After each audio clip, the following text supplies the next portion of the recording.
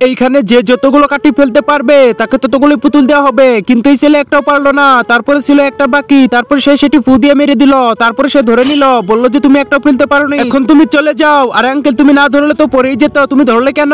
আরে হ্যাঁ আমি ধরেছি, ভালোই করেছি, এখন চলে যাও। আরে এটা আবার আমি কি দেখতেছি?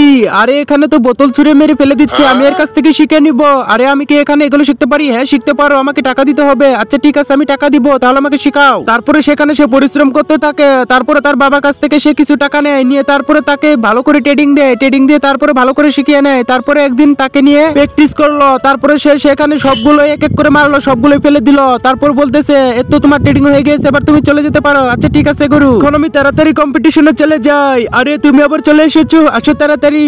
আর এই নাও তোমার টাকা, এখন আমাকে কাটি দাও। এই নাও তোমার কাটি, এবার তুমি দেখো কি করতে পারবে। কিছু করতে পারবে না, এগুলো টাকা আমার হবে। আরে এ তো ফেলে দিল একটা, আরে আরেকটাও ফেলে দিল। আরে এ তো দেখছি সবগুলো ফেলে দিচ্ছে, তাড়াতাড়ি ধরে নেই, নয়তো আবার সবগুলো পুতুল নিয়ে যাবে। আরে আঙ্কেল তুমি আজকে একটাও ধরতে পারবে না, আমি সবগুলো পুতুল নিয়ে যাবো। তারপরে সে সবগুলো কাটি ফেলে সবগুলো পুতুল জিতে নেয়। তারপরে তার মাথাটা গরম করে দিয়ে যায়।